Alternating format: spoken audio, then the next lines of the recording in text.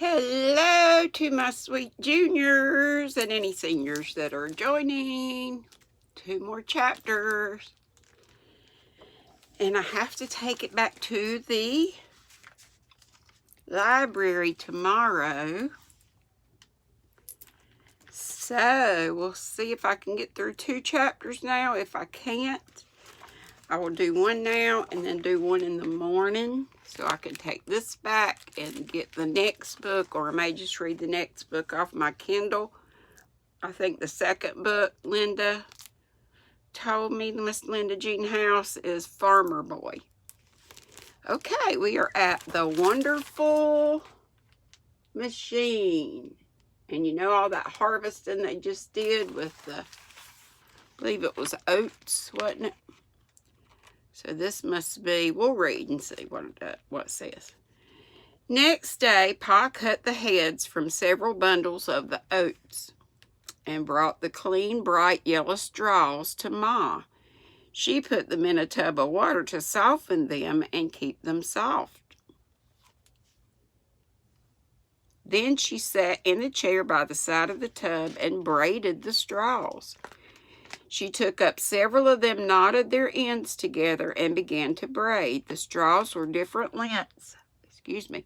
When she came near the end of one straw, she put a new long one from the tub in its place and went on braiding. Wonder what she's going to do with these braided straws. She let the end of the braid fall back into the water and kept on braiding till she had many yards of braid. All her spare time, for days, she was braiding straws. She made a fine, narrow, smooth braid using 7 of the smallest straws. She used 9 larger straws for a wider braid and made it notched all along the edges. And from the very largest straws, she made the widest braid of all. When all the straws were braided, she threaded a needle with strong white thread, and beginning at the end of a braid, she sewed it round and round, holding the braid so it would lie flat after it was sewed. This made a little mat. I was wondering. I was thinking a rug, so. And Ma said it was the top of the crown of a hat. Then she held the braid tighter on one edge, and she kept on sewing it around and around. The braid drew in and made the sides of the crown. She is making straw hats. How about that? How cool is that? The braid drew in and made the sides of the crown. When the crown was high enough, Ma held the braid loosely again as she kept on sewing around, and the braid lay flat and was the hat brim. Like a sun hat. You know how the brim sticks way out to keep the sun off your face?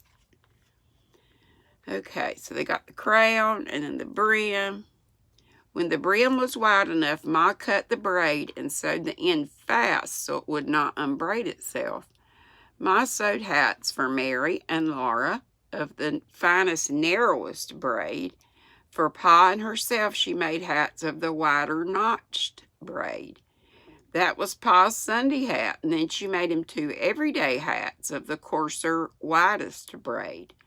When she finished a hat, Ma set it on a board to dry, shaping it nicely as she did so. So it was like blocking, but a hat. How cool. When it dried, it stayed in the shape she gave it. So there they are again. I think that would be cool. They probably didn't think it was cool, then it was just work. They had to make everything. Ma could make beautiful hats. Laura liked to watch her, and she learned how to braid the straw, and she made a little hat for Charlotte. The days were growing shorter, and the nights were cooler. One night, Jack Frost passed by, and in the morning there were bright colors here and there among the green leaves of the big woods. That's what I can't wait for. Our weather's still so hot here in North Carolina, but my brother must be watching the weather. I'm terrible about watching the news or the weather. He said it's supposed to be getting cooler this weekend.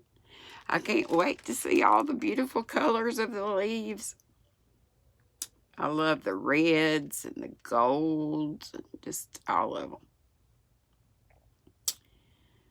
Jack Frost passed by, then all the leaves stopped being green. They were yellow and scarlet and crimson and golden and brown.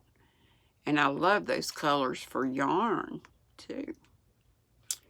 Along the rail fence, the sumac, which is a kind of plant, held up its dark red cones of berries above bright flame-colored leaves.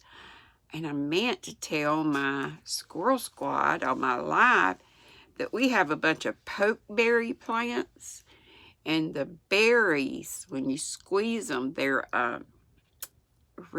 they'll stain your hands. If you squeeze them with your hands, they're a purple color, or a sort of a reddish purple. But I'm going to dye some yarn, and I think I may try dyeing some with those. I'll have to sift out the skins and the pulp from the juice. I think I'll try that. Along the rail fence, the sumac coated it up a bright. Okay, acorns were falling from the oaks, and they do. We got big oak trees around here, and they'll be pinging on the top of my roof, and also the roof of my car. Acorns were falling from the oaks, and Laura and Mary made little acorn cups and saucers for the playhouses. Walnuts and hickory nuts were dropping to the ground in the big woods, and squirrels were scampering busily everywhere, gathering their winter store of nuts and hiding them away in hollow trees. Laura and Mary went with Ma to gather walnuts and hickory nuts and hazelnuts. They spread them in the sun to dry, then they beat off the dried outer hulls, and that's hard. We have or used to have an English walnut, black walnut trees. Oh my gosh. They come in these great big huge shells, and you have to take a hammer to that thing to get the outer shell off. It's terrible. It was fun to gather the large round walnuts and the smaller hickory nuts and the little hazelnuts that grew in bunches on the bushes. The soft outer hulls of the walnuts were full of a brown juice that stained their hands. I could die if we still had those. I don't think we do anymore. But yeah, I could make some pretty brown yarn with that. But the hazelnut hull smelled good and tasted good too when Laura used her teeth to pry a nut loose. Everyone was busy now, for all the garden vegetables must be stored away. Laura and Mary helped, picking up the dusty potatoes after Pa had dug them from the ground, and pulling the long yellow carrots, and the round purple-topped turnips, and they helped Ma cook the pumpkin for pumpkin pies. With the butcher knife, Ma cut the big orange-colored pumpkins into halves. She cleaned the seeds out of the center and cut the pumpkin into long slices from which she pared the rind. Laura helped her cut the slices into cubes. Ma put the cubes into a big iron pot on the stove, poured in some water, and then watched while the pumpkin slowly boiled down all day. All the water and the juice must be boiled away, and the pumpkin must never burn. The pumpkin was a thick, dark, good-smelling mass in the kettle. It did not boil like water, but bubbles came up in it and suddenly exploded, leaving holes that closed quickly. Every time a bubble exploded, the rich, hot pumpkin smell came out. Oh, bet that smelled good. Y'all like pumpkin pie? Laura stood on a chair and watched the pumpkin for Ma and stirred it with a wooden paddle. She held the paddle in both hands and stirred carefully because if the pumpkin burned, there wouldn't be any pumpkin pies. For dinner, they ate the stewed pumpkin with their bread. They made it into pretty shapes on their plates. It was a beautiful color, and smoothed and molded so prettily with their knives. Ma never allowed them to play with their food at table. They must always eat nicely everything that was set before them, leaving nothing on their plates, but she did let them make the rich brown stewed pumpkin into pretty shapes before they ate them. At other times, they had baked Hubbard squash for dinner. The rind was so hard that Ma had to take Pa's axe to cut the squash into pieces. Good grief. When the pieces were baked in the oven, Laura loved to spread the soft insides with butter and then scoop the yellow flesh from the rind and eat it. For supper now, they often had hulled corn and milk. That was good too. It was so good that Laura could hardly wait for the corn to be ready. After Ma started to hull it, it took 2 or 3 days to make hulled corn. The first day, Ma cleaned and brushed all the ashes out of the cook stove. Then she burned some clean, bright hardwood and saved its ashes. She put the hardwood ashes in a little cloth bag. That night, Pa brought in some ears of corn with large, plump kernels. He nubbed the ears, shelling off the small, chaffy kernels at their tips. Then he shelled the rest into a large pan until the pan was full. Early next day, Ma put the shelled corn and the bag of ashes into the big iron kettle. She filled the kettle with water and kept it boiling a long time. At last, the kernels of corn began to swell, and they swelled and swelled until their skins split open and began to peel off. That sounds like popcorn. When every skin was loose and peeling, Ma lugged the heavy kettle outdoors. She filled a clean wash tub with cold water from the spring, and she dipped the corn out of the kettle into the tub. Then she rolled the sleeves of her flowered calico dress above her elbows, and she knelt by the tubs. With her hand, she rubbed and scrubbed the corn until the hulls came off and floated on top of the water. I think she's talking about those string things, or the hulls, the leafy things. I'm not sure. Often she poured the water off and filled the tub again with buckets of water from the spring.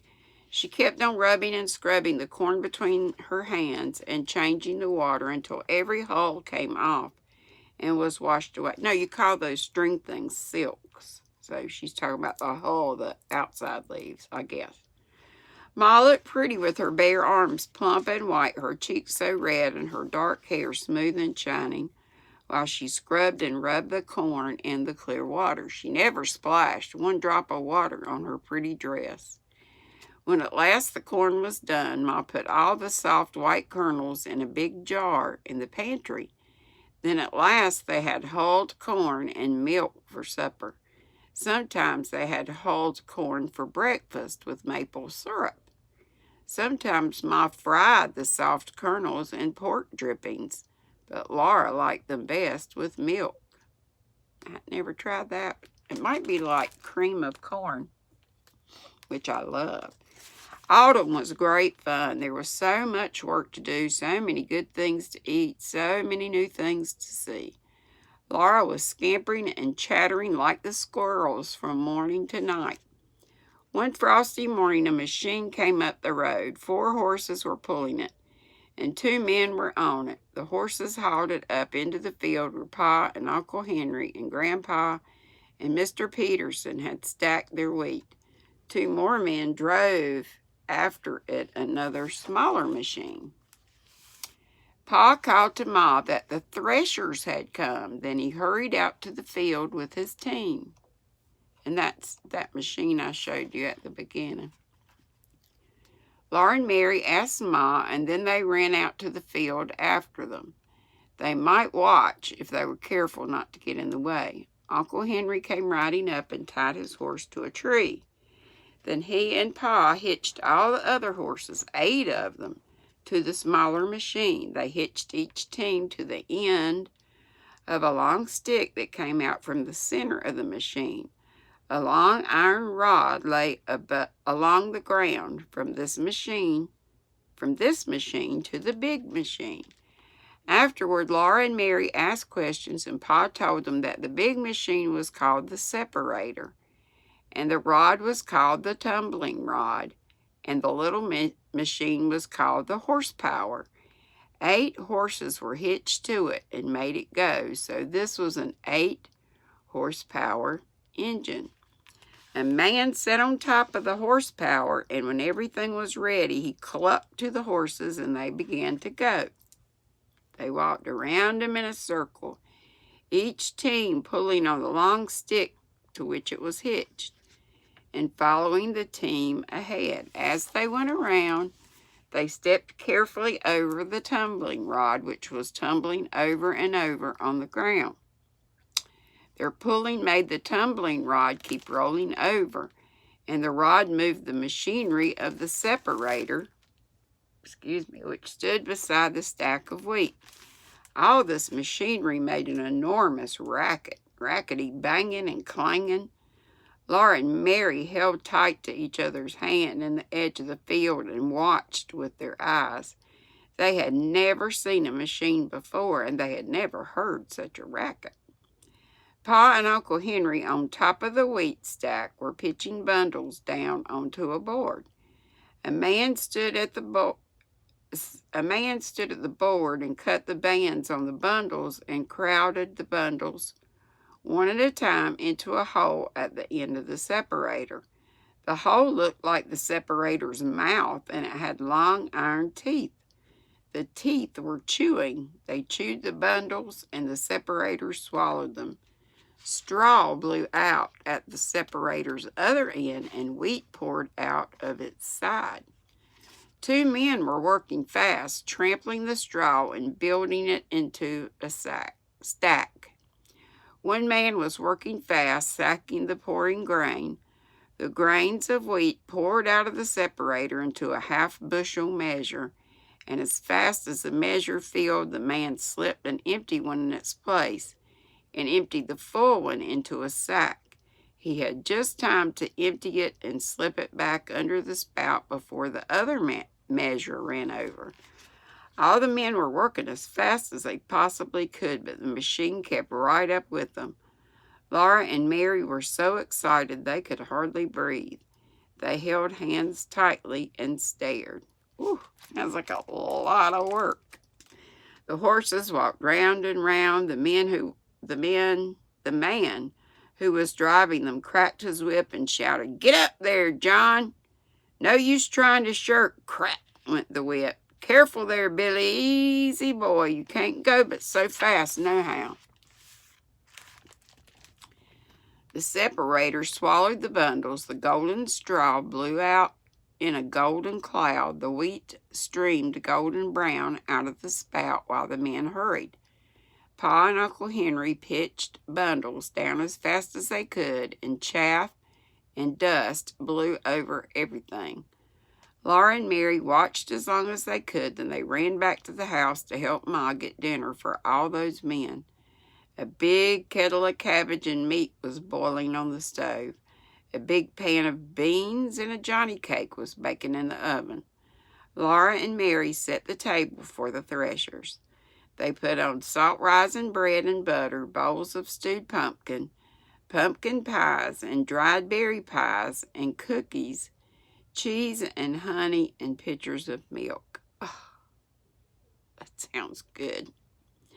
Then Ma put on boiled potatoes, and cabbage, yum, and meat and baked beans. Oh my gosh, that sounds good. The hot Johnny cake and the baked Hubbard squash. I have never had that, but I bet it's good. And she poured the tea. Laura always wondered why bread made of cornmeal was called Johnny cake.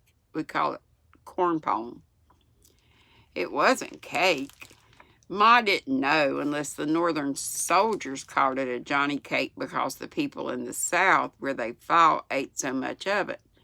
They called the southern soldiers Johnny Rebs. Maybe they called the southern bread cake just for fun. Ma had heard some say that it should be called journey cake. She didn't know. It wouldn't be very good bread to take on a journey. At noon, the threshers came into the table loaded with food, but there was none too much, for threshers work hard and get very hungry. By the middle of the afternoon, the machines had finished all the threshing, and the men who owned them drove them away into the big woods, taking with them the sacks of wheat that were their pay. They were going to the next place where the neighbors had stacked their wheat and wanted the machines to thresh it. Pa was very tired that night, but he was happy. He said to Ma, it would have taken Henry and Peterson and Pa and me a couple weeks apiece to thresh as much grain and flails as that machine threshed today. It wouldn't have got as much wheat either, and it wouldn't have been as clean. That machine's a great invention, he said. Other folks can stick to old-fashioned ways if they want to, but I'm all for progress. It's a great age we're living in. As long as I raise wheat, I'm going to have a machine come and thresh it, if there's one anywhere in the neighborhood. And they used to have threshing parties. And what other kind? Barn building parties. All kind of parties. Corn shuckings. He was too tired that night to talk to Laura, but Laura was proud of him. It was Pa who had got the other men to stack their wheat together and send for the threshing machine, and it was a wonderful machine. Everybody was glad it had come. And I'm going to go ahead and finish up because, like I said, I need to take this to the library tomorrow, and I'm either going to get the next book, Farmer Boy, or I may just use, like I say, the Kindle. But I have to renew this. You know, I bet I can't even renew this one again because you can only renew it a couple times. Well, if I can use the Kindle for this too. But I just love this pretty book. Anyway, the deer in the wood is the last chapter. And it's pretty short. But remember, this is only the first book in the series. Farmer Boy is the next. The grass was dry and withered, and the cows must be taken out of the woods and kept in the barn to be fed. All the bright-colored leaves became dull brown when the cold fall rains began. There was no more playing under the trees, but Pa was in the house when it rained, and he began again to play the fiddle after supper. When the rain stopped, the weather grew colder. In the early mornings, everything sparkled with frost. The days were growing short, and a little fire burned all day in the cook stove to keep the house warm. Winter was not far away. The attic and the cellar were full of good things once more, and Laura and Mary had started to make patchwork quilts. Everything was beginning to be snug and cozy again. One night when he came in from doing the chores, Pa said that after supper he would go to his deer lick and watch for a deer. And if that's anything like what we used to have for our ponies, we had a salt lick. Because horses and ponies need some salt. And they used to lick, it was a big old block of salt. I don't know if it had anything else with it or not. It was hard. And those old ponies with their big old tongues would just lick that thing, and it'd be like a dugout place where they'd lick it and lick it. So maybe that's kind of like what a deer lick is. Pa had made a deer lick in an open place in the woods with trees nearby in which he could sit to watch. Here we go. A deer lick was a place, okay, where the deer came to get salt. When they found a salty place in the ground, they came there to lick it, and that was called a deer lick. Pa had made one by sprinkling salt over the ground. Wonder how he made it. After supper, Pa took his gun and went into the woods, and Laura and Mary went to sleep without any stories or music. As soon as they woke in the morning, they ran to the windows. Dear May, I love this cloth. And Tracy, I've got your fancy cloths in the wash. This one needs to go too. As soon as they woke in the morning, they ran to the windows, but there was no deer hanging in the trees. Pa had never before gone out to get a deer and come home without one. Laura and Mary did not know what to think. All day, Pa was busy banking the little house and the barn with dead leaves and straw. held down by the stones to keep out the cold. The weather grew colder all day, so he's putting stuff around the house because in the log houses they had I guess they used mud and stuff to go between the logs so the wind wouldn't blow through, but I guess maybe it would dry and fall out some, so they'd have to put leaves and dirt and stuff up against the house to keep out the cold. The weather grew colder all day, and that night there was once more a fire on the hearth, and the windows were shut tight and chinked for the winter. After supper, Pa took Laura on his knee while Mary sat close in her little chair, and Pa said, "Now, I'll tell you why you had no fresh meat to eat today. When I went out to the deer lick, I climbed up into the big oak tree. I found a place on a branch where I was comfortable and could watch the deer lick. I was near enough to shoot any animal that came to it, and my gun was loaded and ready on my knee. There I sat and waited for the moon to rise and light the clearing. I was a little tired from chopping wood all day yesterday, and I must have fallen asleep, for I found myself opening my eyes. The big round moon was just rising. I could see it between the bare branches of the trees low in the sky, and right against it I saw a deer standing. His head was up, and he was listening. His great branching horns stood out above his head. He was dark against the moon. It was a perfect shot. But he was so beautiful. He looked so strong and free and wild that I just couldn't kill him. I sat there and looked at him until he bounded away into the dark woods. Then I remembered that Ma and my little girls were waiting for me to bring home some good fresh venison, which is deer meat. I made up my mind that next time I would shoot.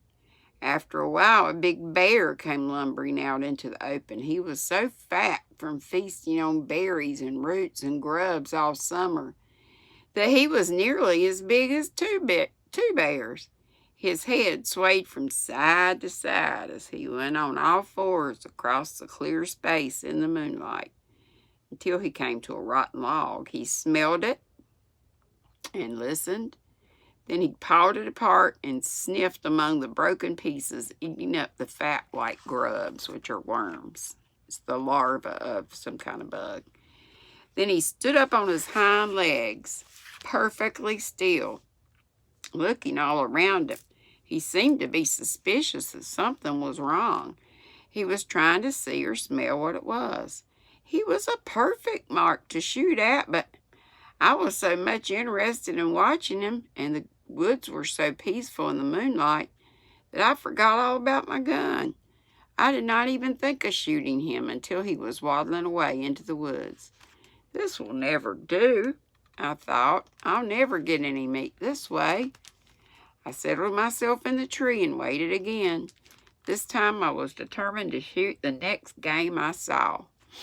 The moon had risen higher, and the moonlight was bright in the little open place. All around in the shadows were dark among the trees.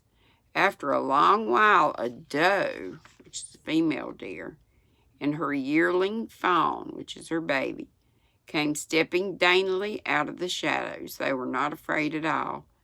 They walked over to the place where I had sprinkled the salt, and they both licked up a little of it.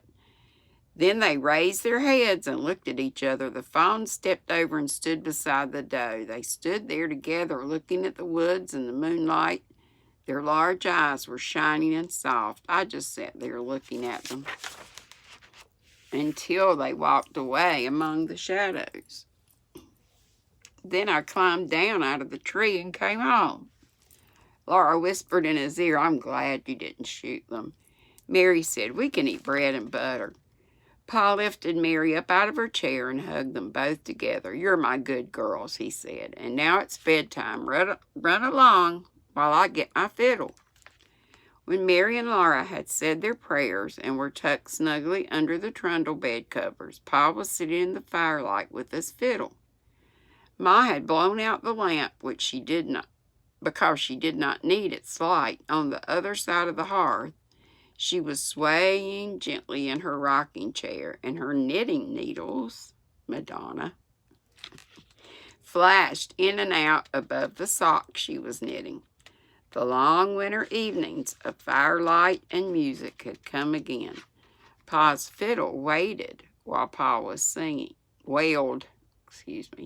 Pa's fiddle wailed, like sang out, while Pa was singing. Oh, Susanna, don't you cry for me. I'm going to California, the gold dust for to see. Then Pa began to play again the song about old Grimes. But he did not sing the words he had sung when Ma was making cheese. The words were different. Pa's strong, sweet voice was softly singing. Shall old acquaintance be forgot and never brought to mind? Shall all acquaintance be forgot, and the days of auld lang syne, and the days of auld lang syne, and on and on. When the fiddle had stopped singing, Laura called out softly, "What are days of auld lang syne, Pa?" "They are the days of a long time ago, Laura," Pa said. And that's why we sing it, I guess, at New Year's time. "Go to sleep now." But Laura lay awake a little while, listening to Pa's fiddle softly playing and to the lonely sound of the wind in the big woods. She looked at Pa sitting on the bench by the hearth, the firelight gleaming on his brown hair and beard, and glistening on the honey-brown fiddle. She looked at Ma gently rocking and knitting. She thought to herself, "This is now." She was glad that the cozy house and Pa and Ma and the firelight and the music were now. They could not be forgotten, she thought, because now is now. It can never be a long time ago. But then it does turn into a long time ago, doesn't it? Because it was a long time ago when Laura Ingalls Wilder wrote these books. The end. So tomorrow, Granny will go to the library and turn this in. And like I say, I'll either pick up Farmer Boy. I just like to have the book. I'm old-fashioned like that. I enjoy the book. I like my Kindle too, which is in there. Okay, seniors, I have to read to you guys next, but it's going to be in a little while, and thank goodness it's a short chapter, I think. So, bye-bye, juniors, and any seniors that listened in. And tomorrow we'll start a new book. Bye-bye. Be sweet. Don't be ugly. Love you.